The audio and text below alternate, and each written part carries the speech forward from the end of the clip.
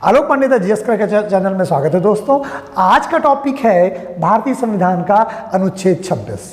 दोस्तों, आप जानते हैं कि जो भारत का मौलिक अधिकार है, उस मौलिक अधिकार में अनुच्छेद 25 से लेकर के 28 तक धार्मिक स्वतंत्रता के अधिकार के रूप में वर्णित किया गया है। अनुच्छेद 25 को मैं पहले ही बता चुका हूं, जिसमें किसी व्यक्ति को अपने धर्म को मानने, अबाध रूप से मानने, आचरण करने और प्रचार प्रसार की स्वतंत्रता दी गई है, कुछ रीजनेबल रिस्ट्रिक्शंस के सिवाय। यानी आर्टिकल जो 25 है, वह आर्टिकल व्यक्तियों को व्यक्तिगत रूप से अपने धर्म को प्रचार प्रसार करने की स्वतंत्रता प्रदान करता है।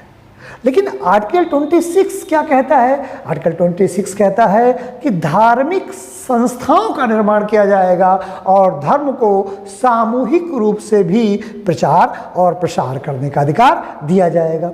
आर्टिकल 26 में 4 डिवीजन है। उसमें से 26A कहता है कि अपने धार्मिक और पूर्त प्रयोजनों के लिए संस्थाओं की स्थापना करने का अधिकार, यानी अपने धर्म की जो है, उस धर्म की इच्छाओं को पूरा करने के लिए या धर्म को आगे बढ़ाने के लिए या धर्म के कार्यों के मैनेजमेंट के लिए आप संस्थाओं का निर्माण कर सकते हैं। न केवल संस्थाओं का निर्माण कर सकते हैं, बल्कि उसके मैनेजमेंट का अधिकार भी आपके पास दिया गया है। 26 सब क्लास 2 क्या कहता है कि अपने धर्म विषयक कार्यों के प्रबंध करने का अधिकार। धर्म विषयक कार्यों के प्रबंध करने का अधिकार से यहाँ का मतलब है कि अगर आपने कोई एक धार्मिक संस्था का निर्माण किया है और अगर वो संस्था धार्मिक है तो उसका न केवल स्थापना करने का अधिकार है, बल्कि उसके प्रबंधन का अधिकार भी दिया गया है। यानी मैनेजमेंट में भी सरकार कोई दखल नहीं देगी।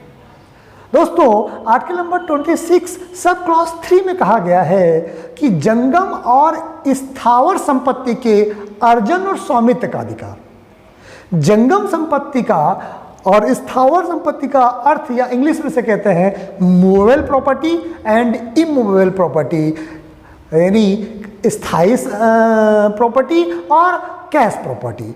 यानी 26 सब क्लॉज 3 कहता है कि चाहे वो कैश में धन हो, चाहे वो काइंड के रूप में हो, किसी भी धार्मिक संस्था को अपनी संपत्ति अर्जन का अधिकार है। दोस्तों, इस अनुच्छेद को अगर हम आर्टिकल नंबर 19 के सब क्लॉज डी या ई से जोड़ते हैं, जिससे 19 सब क्लॉज एफ से जोड़ते हैं, जिसमें राइट टू प्रॉपर्टी है जो वैनिश कर दिया गया है, जो संपत्ति का अधिकार है उसे वैनिश कर दिया गया है और उसको संपत्ति का जो व्यक्तिगत अधिकार है वो समाप्त कर दिया गया है। देखिए, आप देखिए धार्मिक स्वतंत्रता में आर्टिकल नंबर 26 के सब क्लॉज सी में ये बात अभी भी रखी गई है कि जो रिलीजियस इंस्टीट्यूशंस हैं वो अपने प्रॉपर्टी को बनाए रख सकती हैं और ये उनका फंडामेंटल राइट है। तो दोस्तों, एक ये नई बात आज आपको पता चली कि व्यक्तिगत राइट टू प्रॉपर्टी का अधिकार तो खत्म हो गया है, पॉलिटिकल राइट टू प्रॉपर्टी का अधिकार तो खत्म हो गया है, but religious right to property का अधिकार आपके पास है। यानी अगर कोई धार्मिक संस्था बनाते हैं तो उसमें आपको राइट टू प्रॉपर्टी का अधिकार आज भी जीवित है। संपत्ति का अधिकार धार्मिक संस्थाओं में आज भी मौलिक अधिकार के रूप में है। अगर कोई रिलीजियस संस्था बन रही है तो उसमें संपत्ति का अधिकार मौलिक अधिकार है। बहुत बड़ी बात है, इस बात को आप हमेशा ध्यान रखें और ये आपको हमेशा काम आएगा। प्री में भी, मेंस में भी, इंटरव्यू में, कहीं पर भी ये आपके एग्जाम में सूट कर सकता है। या एक आम व्यक्ति हैं तो भी आप इस बात को इस नज़रिए से अपने दिमाग में रख सकते हैं। नेक्स्ट है 26 सब क्लास 4 में ये कहते हैं कि ऐसी संपत्ति को विधि के अनुसार प्रशासन करने का भी अधिकार है। यानी कोई भी व्यक्ति अपने एक धार्मिक संस्था का निर्माण कर सकता है। नंबर 2, उसका मैनेजमेंट कर सकता है। नंबर 3, उस धार्मिक संस्थाओं के मैनेजमेंट के सिवाय उसके लिए मूवेबल और इमूवेबल प्रॉपर्टी को अपने पास रख सकता है, उसका मालिकाना हक रख सकता है। और यहाँ पर जो इमूवेबल प्रॉपर्टी है ये मौलिक अधिकार के रूप में आ गया। जो जंगम संपत्ति है ये मौलिक अधिकार के रूप में आपको भी रिलीज बॉडी के रूप में उपलब्ध है। तथा संपत्ति को विधि के अनुसार प्रशासन करने का भी अधिकार है। तो दोस्तों, आर्टिकल जो नंबर 26 है वो रखा क्यों है? इसको आप और समझते हैं। देखिए, ये तो क्लियर है कि 25 से लेकर 28 तक धार्मिक विषयक अधिकार है, तो 26 में एक सामूहिक रूप से अपने धर्म को प्रसार करने का अधिकार दिया गया है, जैसे 25 में व्यक्तिगत रूप से अपने धर्म को प्रचार प्रसार करने का अधिकार दिया गया है। 26 और 25 जैसे अनुच्छेद इसलिए रखे गए हैं क्योंकि भारत को प्रेम्बल में या भारत को भारतीय संविधान में पंथ निरपेक्ष राष्ट्र के रूप में रखा गया है। अगर आप प्रस्तावना को और पंथ निरपेक्षता को और अच्छी तरह जानना चाहते हैं तो मेरे YouTube वीडियो के प्लेलिस्ट में कॉन्स्टिट्यूशन में जाइए, आपको वहाँ प्रेम्बल को मैंने अच्छी तरह से समझाने का प्रयास किया है।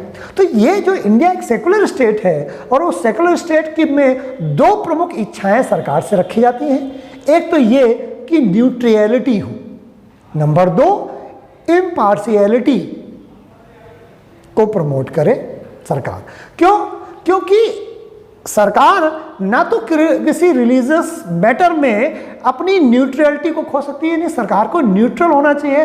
धर्म विषयक चीज़ों से सरकार को अपनी एक उचित दूरी बनाए रखनी है और इम्पार्शियल होनी चाहिए। कोई भी सरकार को चीटिंग नहीं करना चाहिए किसी भी धार्मिक विषयक मैटर पर। सेकुलर जो पद शब्द है, पंथ निरपेक्ष जो शब्द है, उस शब्द में दो चीज़ों के लिए यानी न्यूट्रलिटी और इम्पार्शियलिटी ये दो प्रमुख आधार हैं और 25 से 28 तक इसी न्यूट्रलिटी और इम्पार्शियलिटी को सरकार ने मैनेज करने का प्रयास किया है, सरकार ने देने का प्रयास किया है, जिससे कि किसी व्यक्ति के अधिकार, धार्मिक अधिकार अक्षुण्ण बने रहें, प्रभावित ना हो और और राष्ट्र एक सेकुलर राष्ट्र के रूप में जीवित रहे।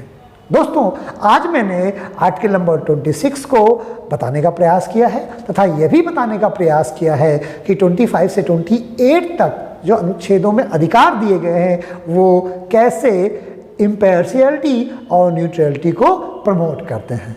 उम्मीद है दोस्तों ये वीडियो आपको पसंद आया होगा। अगर ये वीडियो आपको पसंद आए लाइक करें, सब्सक्राइब करें और शेयर अवश्य करें और वीडियो को पूरा देखें तथा वीडियो की पूरी सीरीज़ को अगर आप पढ़ते हैं तो मेरा ये उम्मीद है, मेरा अनुमान है कि जो आप अनुच्छेद या जो भाग मुझसे आप YouTube से भी पढ़ते जाएंगे तो आपके एग्ज़ाम में और आपके सामान्य जीवन में आपको काफ़ी लाभदायक सिद्ध होंगे। दोस्तों, आज का वीडियो मैं यही समाप्त करता हूँ। नेक्स्ट वीडियो तक के लिए जय हिंद।